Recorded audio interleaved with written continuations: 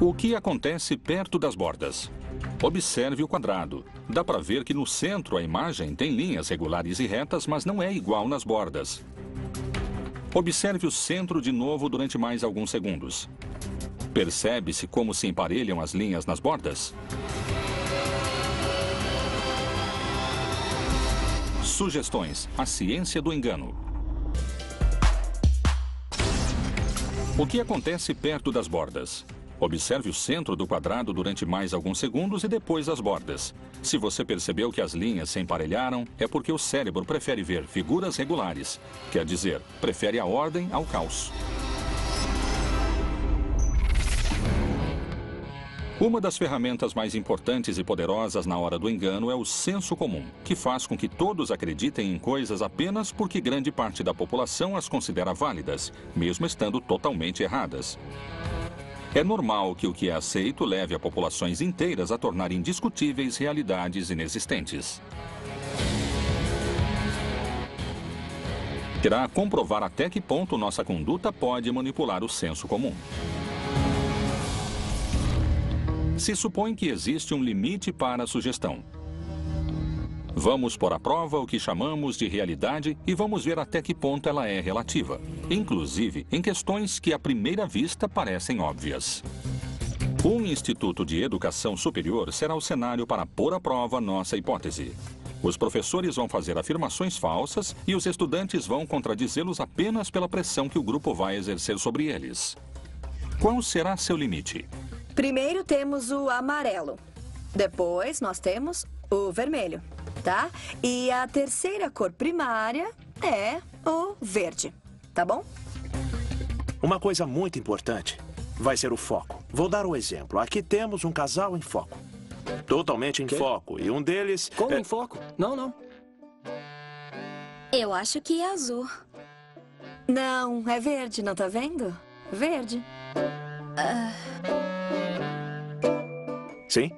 Em foco? O que foi? O que você... De foco. Vocês acham que isso aqui está fora de foco? Olha, Parece, não, claro tem que foco, parece. tem foco. O senso comum parece ter ativado o alarme das vítimas, mas seus colegas os contradisseram totalmente. Como reagirão da próxima vez? Quando eu vejo esse tipo de imagem aqui, eu não sei vocês, mas eu sinto frio. Me dá vontade de entrar na cama e me cobrir todinha. Vamos ver o próximo exemplo. Então, aqui temos uma pessoa fora de foco. Tá bom? Qual é a pessoa que está em foco? A de amarelo. Claramente, a pessoa de amarelo. Tudo bem com você? Tudo. Tá bom, muito bem. Os professores continuam afirmando coisas falsas. Como irão reagir frente ao próximo erro? Aqui temos imagens de paz. Isso me dá pureza, alegria, melhora meu estado de ânimo. Então, eu vejo isso daí, pra mim é um filme de Claro. terror, sabe? Não, com o terror não é assim. Isso aí não é claro, isso é escuro. Isso é frescor, é paz, é pureza. O cara tá com medo terrível, tá em pânico. O que eu quero ver agora com vocês é uma série de exemplos de iluminação total e sua função dramática. Tudo bem? Então, aqui bem parecida com a que poderia aparecer em um noticiário 100%. Nossa, O que eu esse cara estou tá vendo louco. aqui é uma pessoa totalmente iluminada em situação de comédia. Você usaria essa imagem pra fazer uma comédia? E onde você acha que eu achei? Sei lá. As vítimas se sentem cada vez mais frustradas com o que acontece. Porém, dessa vez, não contradisseram a opinião do grupo. Mas vamos ver se conseguimos que afirmem um erro. Aqui podemos ver uma pessoa ao ar livre, iluminada totalmente. E no futuro vamos poder falar: ilumine a imagem totalmente. E o que vocês vão ter que imaginar é algo como isso aqui. Totalmente? Totalmente. Eu pensei, é ele que tem a razão e eu vou aprender desse jeito pra depois aprender de novo. Por exemplo, nessa imagem, que tem o morango, você percebe como predomina sobre o azul? Aí eu comecei a pensar, o que tá acontecendo? O que tá acontecendo comigo, hein? Será que eu sempre vi as cores ao contrário? Tá? Sim. Então não é azul? É. Então eu concordei totalmente e disse que via as cores que todos viam. Então, aqui dá para ver perfeitamente. Isso se chama iluminação diurna. E o que significa é a iluminação total no exterior. Tá bom? Quando eu comecei a ver que as coisas não estavam certas na minha cabeça e todo mundo falava o contrário, eu pensei, então... Tá, então sou eu. Então, o que é isso aqui? O que você vê? Total. Perfeito. 100%, é isso aí. E a sua cabeça começa a acreditar. Casos é a sugestão. Quer dizer, termino vendo que todos veem. Porque é muito fácil para uma pessoa aceitar ou tolerar o efeito de ostracismo, de se afastar do seu grupo social. O que acabamos de fazer foi um experimento de sugestão. O que significa isso? Mostramos algo que está errado e, pela aprovação de um grupo, você acabou concordando com a ideia.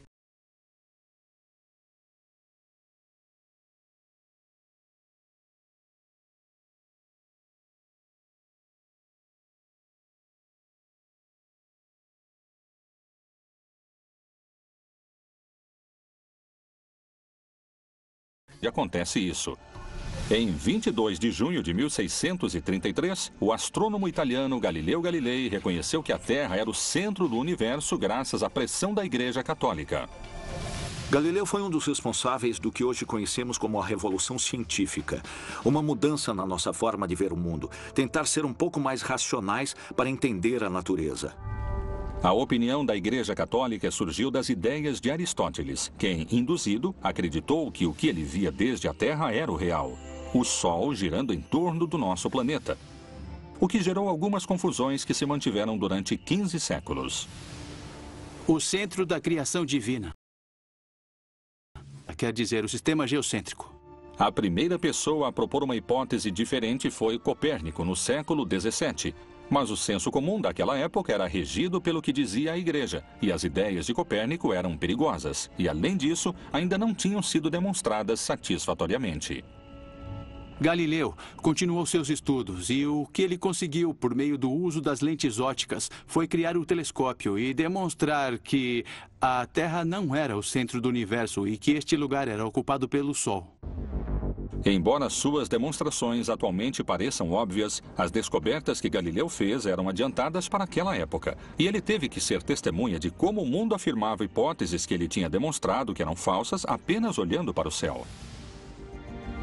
Contudo, no ano de 1633, Galileu, sem o apoio político dos príncipes italianos, teve que refutar sua tese e prometer que nunca iria fundamentar o contrário de novo. A perseguição da Igreja deu certo e Galileu teve que renunciar às suas ideias. Contradizer os fundamentos da Bíblia era contradizer também a hierarquia que existiam sobre a ordem social. Para sobreviver, o ser humano precisa viver em comunidade, o que nos torna seres sociais. Mas a vida em sociedade não permite mudanças apenas na natureza e no mundo. Já conseguiu modificar inclusive o cérebro do ser humano. De fato, hoje existe uma disciplina chamada neurociência social que tenta compreender como é que o cérebro motiva comportamentos desse tipo. Um cérebro não é inteligente ou não inteligente.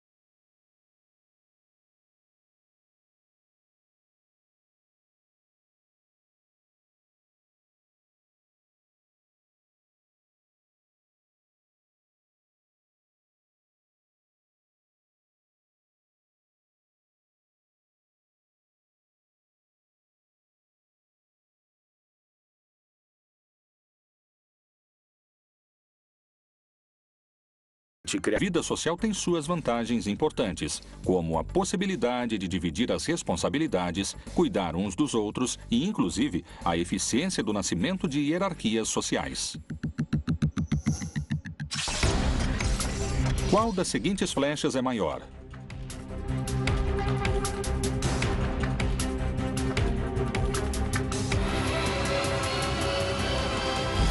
Sugestões: a ciência do engano. Qual das seguintes flechas é maior? Nessa imagem criada por Franz Miller-Lear em 1889, conhecida como a ilusão de Miller-Lear, as duas flechas têm a mesma extensão.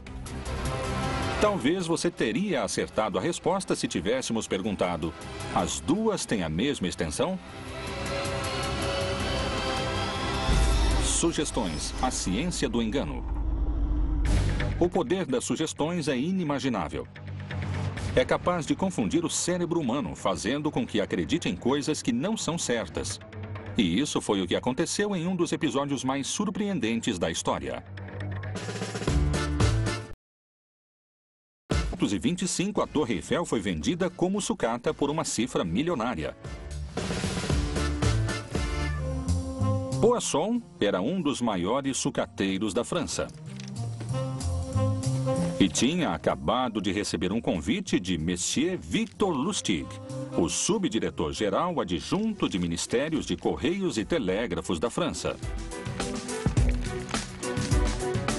Quem o chamou para realizar uma proposta.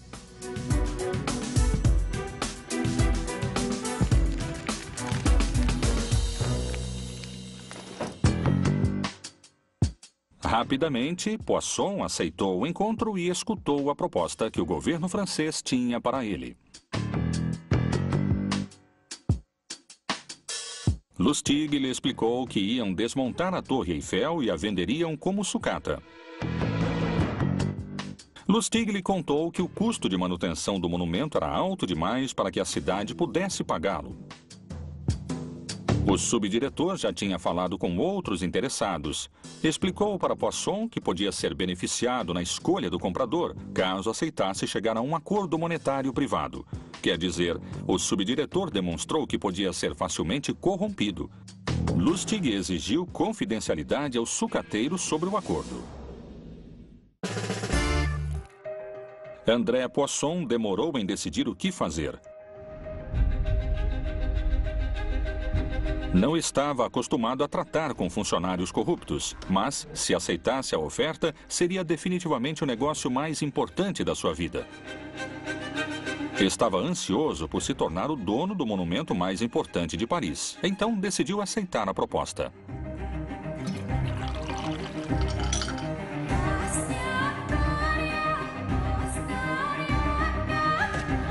Depois de pagar o valor acordado privadamente, Lustig lhe entregou os documentos de pré-acordo de compra a Poisson.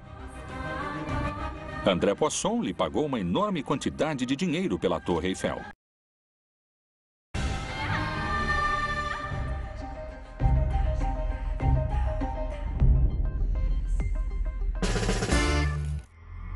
As ilusões de Poisson morreram rapidamente quando o governo anunciou reformas na Torre Eiffel.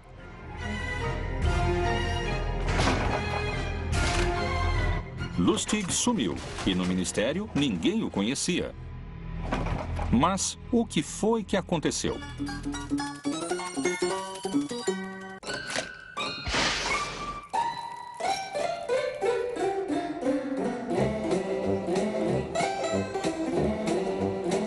Lustig tinha acabado de chegar a Paris e precisava conseguir dinheiro. Ao saber da notícia de que a Torre Eiffel devia ser reformada e que para a França era uma reforma muito custosa, Lustig pensou em fazer um negócio. Vender a Torre Eiffel não era uma ideia tão louca nessa época, como seria atualmente. A torre tinha sido construída para a Exposição de Paris de 1889 e não estava destinada a ser permanente. De fato, teria que ter sido trasladada em 1909. Se reuniu com vários sucateiros, mas em André Poisson achou o alvo perfeito. Victor Lustig cobrou rapidamente o dinheiro e fugiu da cidade com ele. Conseguiu realizar uma das fraudes mais surpreendentes da história. Como Poisson nunca o denunciou, um mês depois realizou a mesma fraude novamente, mas dessa vez foi denunciado. Mas assim que fugiu da polícia, foi morar nos Estados Unidos.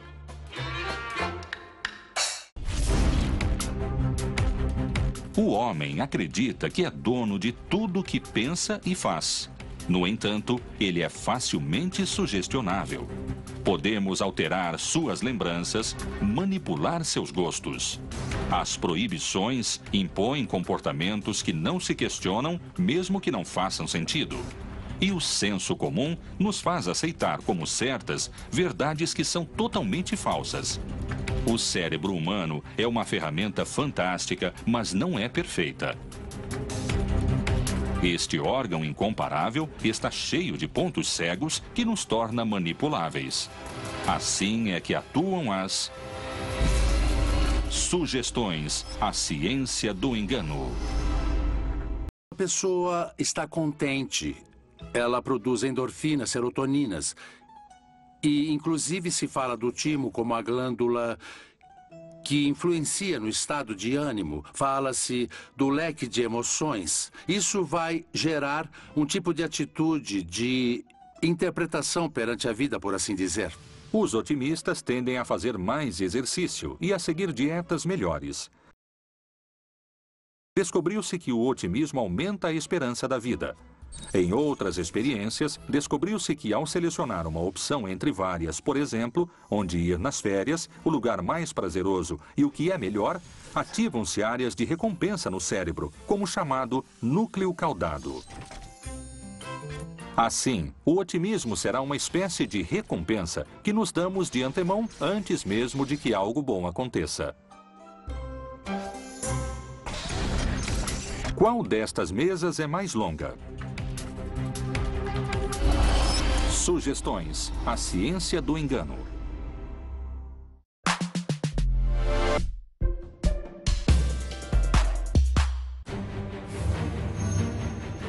A mente humana não conhece fronteiras. O entendimento e a diversidade de culturas de uma época marcante foram fundamentais para transcender a história.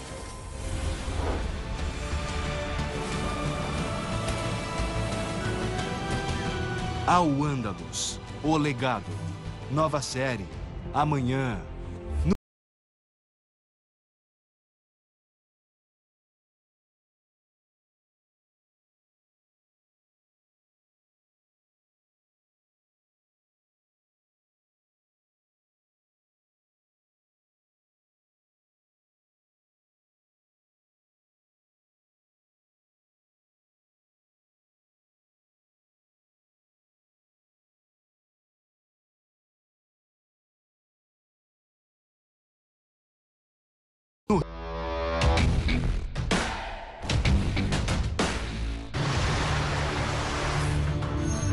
Em 1519, um navegante português visionário conseguiu o que todos achavam que era impossível.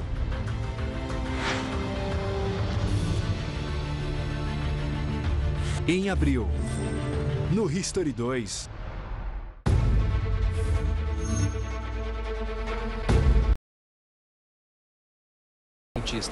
Gênio da ciência e das artes. A coisa mais bizarra e incrível é que o Leonardo está mentindo.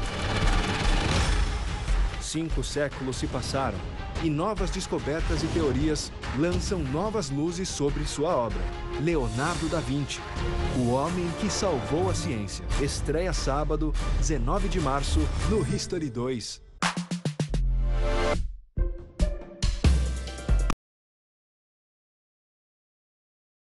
As diagonais, podemos observar que ambas as mesas têm o mesmo tamanho. O efeito da perspectiva nos faz acreditar que uma é maior que a outra.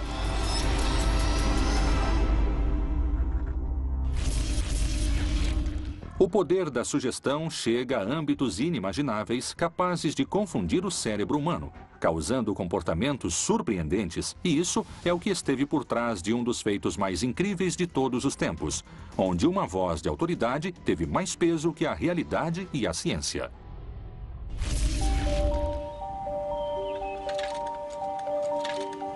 Em 1912, na cidade de Piltdown, Inglaterra, fizeram uma descoberta que revolucionou a ciência do século XX.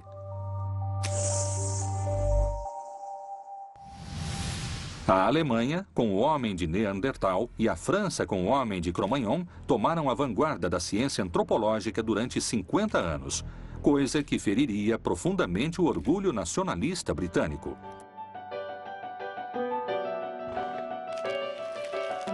Até que, em julho de 1912, o arqueólogo Charles Dawson recebeu um pacote que poderia devolver a glória à comunidade científica inglesa.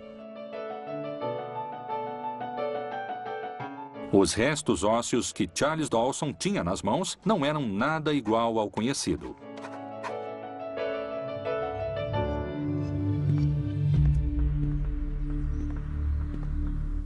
Ele levou as provas para Arthur Smith Goodward, um paleontólogo importante que rapidamente esclareceu a descoberta.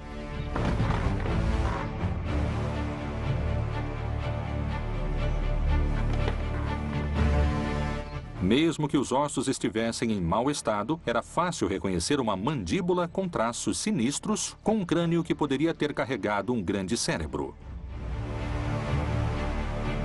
Goodward não teve dúvida do que aquilo representava. Mas era uma evidência tão grande que necessitava um aval mais irrefutável antes de poder torná-lo público. Em 18 de dezembro de 1912, Charles Dawson e Arthur Goodward apresentaram o achado para a Sociedade Geológica de Londres. A conclusão a que chegaram os cientistas foi indubitável. Finalmente, tinham recuperado o elo perdido, metade homem, metade símio. A expectativa e o assombro perante a descoberta foram enormes. Imediatamente, a imprensa divulgou a notícia e a descoberta se espalhou pelo mundo. Charles Dawson e Arthur Goodward se transformaram em celebridades dentro da comunidade científica mundial. A Inglaterra conseguiu a glória que a pôs à altura dos vizinhos europeus. Os restos ósseos do elo perdido foram batizados como Homem de Piltdown e foram expostos no Museu da História Natural de Londres como um troféu.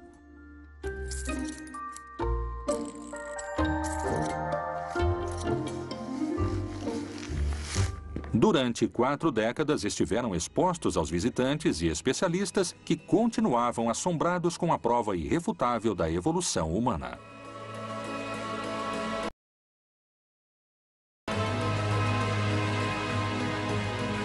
No entanto, o passar do tempo também trouxe avanços na ciência, e foi na primavera de 1936 quando Alvan T. Marston começou a suspeitar da veracidade dos restos do Homem de Piltdown.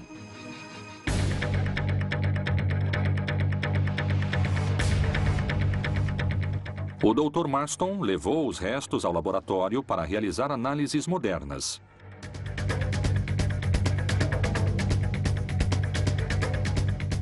O que ele descobriu foi espantoso. O canino pertencia a um macaco, a mandíbula era moderna e o crânio muito mais antigo. O Homem de Piltdown era uma fraude. Mas o que aconteceu? No verão de 1912, Charles Dawson recebeu a notícia de que uns ossos haviam sido encontrados durante a escavação de uma construção. Mesmo nunca confirmado, suspeita-se que Charles Dawson usou ferro e bicromato nos ossos. O que nunca se soube é se Arthur Goodward foi um cúmplice ou um simples enganado. Esse engano foi uma descoberta falsa para conseguir fama e reconhecimento no mundo da ciência. O homem acredita que é dono de tudo que pensa e faz. No entanto, ele é facilmente sugestionável. Podemos antecipar seus movimentos quando o observamos atentamente. O medo é uma grande ferramenta para mudar o comportamento. O cérebro completa as informações que faltam, o que às vezes confunde um pouco. A maneira como se pede algo pode ser altamente determinante na hora de obter os resultados. A mente é uma ferramenta poderosa, mas não é a prova de falhas. Continue conhecendo mais sobre isso em Sugestões, a Ciência do Engano.